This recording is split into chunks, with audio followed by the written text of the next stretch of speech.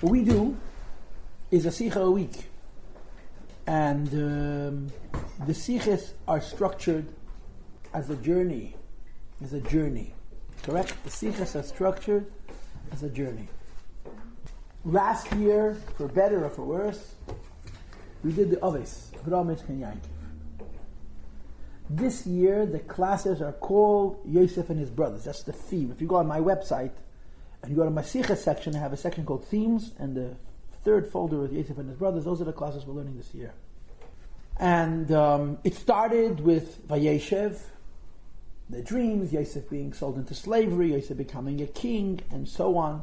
What I love to share, because to me this is so exciting, is that each of the three principal characters in the story experience a redemption at a certain moment.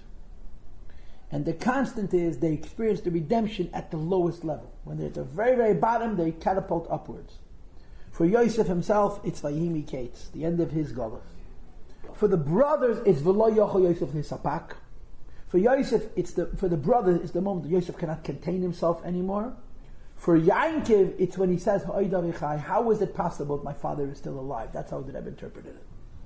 So each one of these three principles are going into Golus, but it's not the real Golus. They're going to be free in this Golus. Their children are going to be in Golus. So it starts with their Golus, but in the narrative, in the story, each one of them is redeemed from the Golus within the Golus, which is setting up the Golus of the children, which of course we're going to learn next year in Shmais, with Hashem's help. And we discussed was Vayares HaGolus. He saw that he remembered Egla Arufa. And the idea of being lost in a field, remember that? You can be lost in a field. And when you're lost in a field, you can go astray. You get estranged. And now Yosef HaTzadik does not. And now Yaakov even declares, Rav, Yosef b'ni Chai, my son survived something that I would never survive, spiritually. Last class was Yaakov is excited to leave Eretz Yisrael, and yet when he gets to the border, Hashem tells him, don't be afraid. Mm-hmm. So the Rebbe explained to us, sometimes you do something, and it's right, and it's logical, and it's good, but because you're giving something up, there's still an ambivalence, there's still a mixed feeling. Yaakov is happy to leave Eretz Yisrael, he knows it's right, but he is leaving Eretz Yisrael, and the Eibush tells him, Altina, don't worry about it. So the journeying to Egypt. What's the next significant component to the story? If you're familiar with the Chumash, all the Yidden are counted, all the 70 Jewish people are counted. We're skipping that at least for the moment.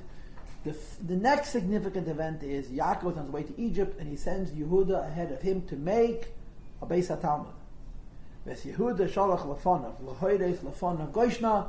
He sends his son to make a yeshiva. And there's so many jokes about this. The Hasidic joke was, Yosef has a yeshiva in Mitzrayim. And Yosef sends Yaakov a message that he remembers what they learned 22 years before Egla Arufa. So Yaakov decides this yeshiva goes too slowly. 22 years, they still learn the same yeshiva. We've got to make another yeshiva a little more quickly. So he sends Yehuda to start another yeshiva. But our Sicha asks the question, why? Why does Yaakov send Yehuda ahead of him to make a yeshiva? First of all, the yeshiva could be made when Yaakov arrives. And more importantly, is it not true that Yosef HaTzadik is in a yeshiva? Yosef HaTzadik is a Tzadik Elyon. Yosef HaTzadik is a man who can juggle the highest and the lowest together. There's no contradictions. Yosef HaTzadik has children. Presumably they're all learning Torah. Why do you have to make a yeshiva? The Rebbe gives a very important answer. Now in this stack, which is 8 pages, 8 sides, you actually have 2 sichos. And I put them in the reverse order. The first 2 pages are from volume 3 of Likutei Sichos. The 3rd and the 4th page are from volume 1 of Likutei Sichos. And the reason I did this is because the Sicha of Chelek Gimel is more important. I don't think we're going to have time to do them both, because we have exactly 3 minutes left to learn the Sicha.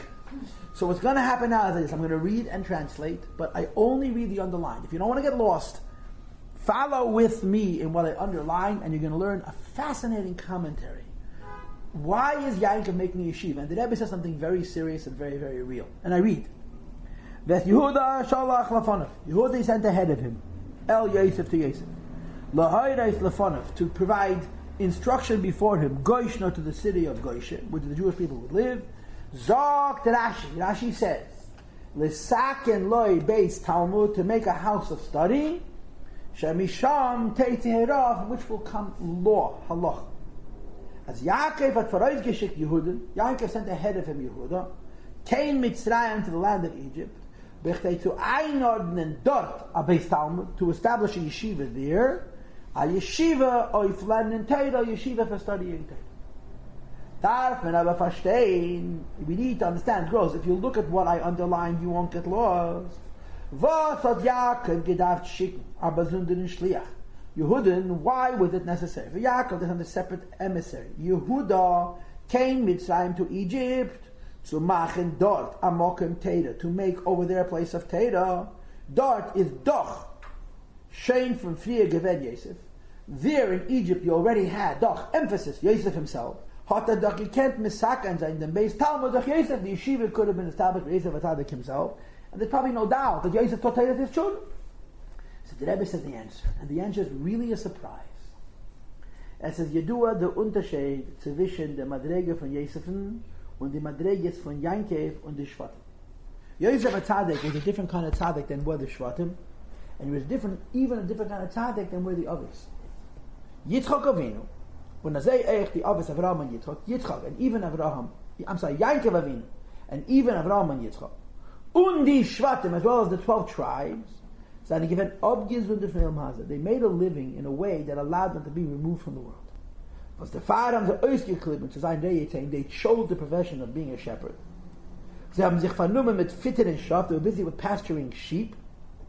In order to have very little to do, for matters of this world, shepherds live in the hills, they live by themselves, they walk around with a bunch of sheep, they blow a bugle, and they're pretty isolated. They knew if they're going to be in the so-called real world, the real world is going to challenge their spirituality and their religious life. So they chose a life that was pastoral, that was isolated from the world, so they could be free to be involved in meditation and spirituality and so forth. Yosef, as opposed to their brother and son Yosef Atzadik, is not given he was never a shepherd, even as a boy. Even as a child, and later when he was sold into slavery by his brothers. He was always busy mitfirin the Geschäften, with running people's affairs. He was very involved in the world. First of all, by Petifan, by his master Petifar, who purchased him. As the Apostle says, he came home to do his work. As Yosef is gekommen in Hoys, zu tun sein Arbeit, Yosef came into the house to do his work. So Chassidus explains that Yosef was on a madrege, that there was no contradiction between Gashmius and Ruchnius. Yosef could be involved in running the affairs of state, running the estate of Potiphar, and still be meditating. His brothers and parents couldn't do it, and therefore for them to be in a meditative state, they had to be removed from the world. By Yosef and Geleuchten Begoli, in Yosef's person was shined in a revealed way. The madrege von Gettlichkeit was his hecher, for zu sein am Mocker of Elamis, the level of godliness which is above the source of the world, was dort hat Welt in ganzen kein betreffend. And when you're involved in levels of godliness that are altogether above the world does not exist for you. And accordingly it's impossible as the inyanim and tirdes from Welt, that the ideas and burdens of the world only fanemen should preoccupy him, or mevabel sein and confuse him, zu sein Dvekas Belakus, who was cleaving to attachedness to HaKadosh Baruch Hu. Yosef was the kind of tzaddik who was above. Yankov and his children were above the world. He had to stay above the world. Yosef was above the world. He could be the Buchalter, he could be the bookkeeper of the entire country, and still be in Dvekas to HaKadosh Baruch Hu. So Yosef was at a much higher madrege. Now, girls, you would think that if Yosef is such a high madrege, his yeshivas would be the best yeshivas in the world. So the question is compounded. Why is Yankov telling Yehuda to go ahead and make a yeshiva? Yosef yeshiva would have been better. Says the Rebbe, no. Nicht azoi. And let's read why.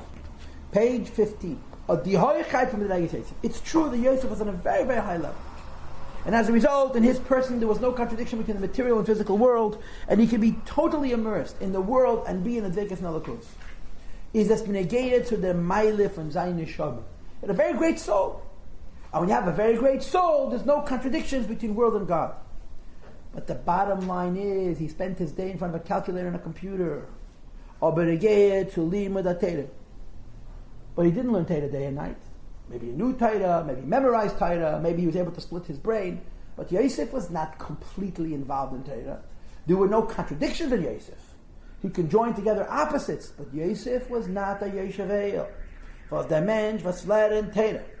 That a person who's learning Torah darf doch sein vereinzigt mit der Torah, has to become one with the Torah. In other words, Toraso Umnaso, the only vocation, the only business, the only job you can have is learning Torah. In other words, as ein ganze Vernummenkeit, your entire preoccupation soll sein not in Torah, should be only in Torah. Und then is the Rebbe therefore, when there is beschäftigt, äußer Torah, if you're involved in things outside of the Torah, euch mit andere Sachen, they may be the most important things. Chotz they zenen al pi Torah, they're according to halacha and Torah's principles. Und there is eich dana merkava tzalakus, and while you're doing those other things, you're still a merkava child for godliness. Says that Rebbe felt obed in the tachos hayichud from the mention with Torah. It does not come to a yeshiva. A yeshiva means it only learns Torah. I'll tell you a very interesting allusion to this. An example for this. The Rebbe always made a fabrengen on Sukkos. Chalamei Sukkos. This fabrengen started in 1942. It lasted until 1963. This fabrengen was for Talmidei Yeshiva. It's the Yeshiva Bach. And in the olden days, a lot of non-Chabad Lebachim came to this fabrengen. It was a very lamdish fabrengen, and it was for Yeshiva Bach. The Rebbe stopped it when he lost his mother. But for over 20 years, before the Rebbe was the Rebbe, and after, I met a lot of old Chaim Berliners who knew the Rebbe before he was the Rebbe, who used to come to that, they called it a Chabura, to that fabrengen. And it was a very yeshivish, a very Torah-centric fabrengen. Now one of the themes of Sukkot, of course, is the Dalet Minim. The Esrog, the Lulav, the Hodas, and the Arava. What do we know about them? Esrog has a good smell and a good taste, and Arava has neither smell nor taste, and Lulav and Hodas have one and not the other. And of course one goes on Torah and one goes on mitzvahs. The smell goes on mitzvahs, and the taste goes on Torah. So which is the greatest of the four minim? Esrog. What do you make the bracha? Al natilas. So the halachic answer is because it's the biggest. And the Rebbe said because a lulav is Toraso Umnaso. Lulav means the person who only learns Torah. Esrog has a different mile. It's not a lulav. A lulav means a person whose entire mitzvah. The Rebbe used to say by das fabrengens, the lulavim should say lechayim. This was he meant Yeshiva Bach. The lulavim should say lechayim. A Toraso Umnaso, even if you don't have the mile of Midas, stands out. Yosef HaTzadik was much higher than his brothers and his father, but he wasn't a lulav. Yankov Avinu sends Yehuda to make a yeshiva because he wants lulavim. There's got to be a segment of people, a group of Jews who learn only Torah. Yosef did everything, but doing everything is not a lulav. You understand? That's the Rebbe's point in this scene. And you move along to page 16 now. Leidem Alaman, and according to this, wird man verstehen, für was Yankov hat gedacht, schicken Yehuden zu einstellen, bei Talmud in Mitzrayim. Yaakov sent Yehuda to make a yeshiva. Und darf sich nicht, hat sich nicht verlost auf Limud HaTorah von Yosef and does not trust the learning of Torah of Yosef HaTzadik. Emes Takit may be true, as Yosef HaTzadik is allemal gewähnt, vereinzigt und David betachet mit Nebischen. He had always been one with God. When es ist eine Hechigkeit, was Negei ist eine Neshama, has a higher Neshama. Aber Benegei Limud HaTorah. But in as much as learning Torah is concerned, is seine verschiedene Inyonim, the fact that he was busy with more than one thing. Von Meshel Zayt B'chol Eretz Mitzrayim, he ruled the world. Und Vayalaket Yosef B'chol, he collected the food. Kanal Baruch in them, hat sein Lernen, and you can't say. The fact was, his learning was not in such a fashion. In an Eifim Fatachat Shteimus, Toraso Umnaso, you can't say all he did was learn Torah. It would be a lie. Wie früher gerät, and that's why Yankov sends Yehuda to make a yeshiva. And the Rebbe says, Torah und ihre Heroes, and if a jeden door, it's a lesson for always. Talmidei Yeshivas darf wissen that those people who have the good fortune to be involved in Torah need to know as their Indian is not Torah. You can't split. You have to be totally Torah, only Torah. So andere Sachen haben sie kein Shum Shayches nicht. The time, the years, the hours that they have to learn Torah, they have to have no business with anything else. I'll let you speak in a minute. Now there's another sikh here, which I'm not going to learn with you from Chelik Aleph, where the Rebbe adds another assertion. And the assertion is that people say it's hard. It's hard. In America, it's very, very difficult to just think about Torah as an adult. You have so many other worries. So the Rebbe says, Mitzrayim was harder. And he lists a couple of reasons Mitzrayim was harder. They're brutal. He says, and in Mitzrayim they made yeshivas. Which means that in Mitzrayim, Yidden figured out how to prioritize Torah in spite of the fact that that Gos was the most miserable of all. And therefore the Rebbe says, the idea of a yeshiva, which means an environment where the people involved are only learning Torah and nothing else, should certainly apply in America as well.